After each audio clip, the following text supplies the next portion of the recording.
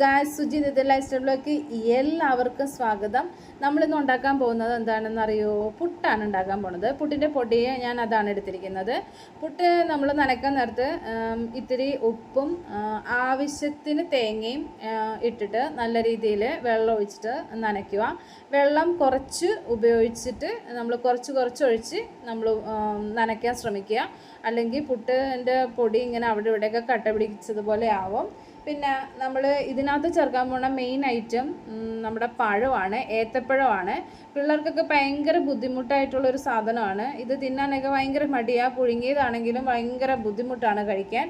അപ്പം നമ്മളിങ്ങനെ പുട്ടിൻ്റെ കൂടെ അരിഞ്ഞ് ചേർത്ത് നമ്മളിതിങ്ങനെ കൊടുത്താൽ ചില പിള്ളേർക്ക് ഭയങ്കര ഇഷ്ടമായിരിക്കും. എല്ലാ പിള്ളേർക്കാണെന്ന് അറിയത്തില്ല, പക്ഷേ എൻ്റെ മോള് കഴിച്ചായിരുന്നു.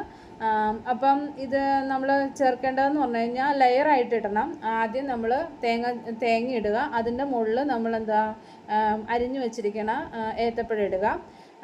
എന്നിട്ട് അതിൻ്റെ മുകളിൽ നമ്മൾ നമ്മുടെ അരിപ്പൊടി ചേർക്കുക. അങ്ങനെ ലെയറായിട്ട് നമ്മൾ ഇടണം.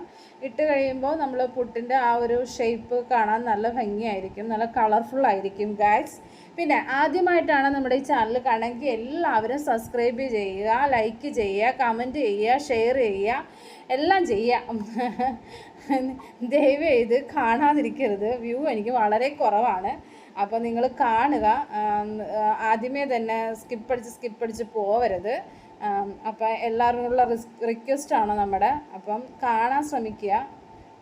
പിന്നെന്താണ്, അപ്പം പുഴുങ്ങാൻ നമുക്ക് വയ്ക്കാം.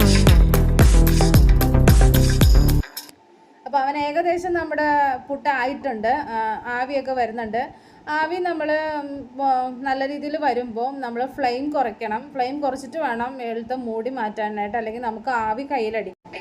അപ്പം നമുക്ക് ഗ്യാസ് ഓഫ് ചെയ്തിട്ട് ഇത് നമുക്ക് താഴത്തേക്ക് എടുത്ത് വയ്ക്കാം. ഏകദേശം നല്ല രീതിയിലുള്ള പാകമായിട്ടുണ്ട്. നമുക്കിത് നമ്മുടെ പാത്രത്തിലേക്ക് സെർവ് ചെയ്യാം.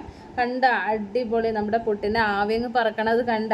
നീളത്തിനേക്കാളും എനിക്കിഷ്ടമുള്ള പുട്ട് ഇങ്ങനെ മുട്ട പോലെ ഇരിക്കുന്ന പുട്ട് ഭയങ്കര ഇഷ്ടമാണ് ഗൈസ്. എൻ്റെ മോക്കും ഭയങ്കര ഇഷ്ടമാണ് കേട്ടോ. പിന്നെ മോക്ക് ഇഷ്ടമില്ലാത്തൊരു കാര്യം, കറി കൂട്ടി കൊടുക്കാതിരുന്നത് ഭയങ്കര ബുദ്ധിമുട്ട്. അവളുടെ ആ ബുദ്ധിമുട്ട് കണ്ട, തിന്നാനുള്ള ബുദ്ധിമുട്ട് കണ്ട. ഞാൻ വീഡിയോ എടുക്കുന്നതിൻ്റെ ചമ്മലാണ് അവളുടെ മുഖത്ത് കേട്ടോ. അപ്പോൾ എല്ലാവർക്കും ഇഷ്ടമായി വിചാരിക്കുന്നു. അപ്പോൾ അടുത്ത വീഡിയോയിലേക്ക് വരെ. Tata, bye bye.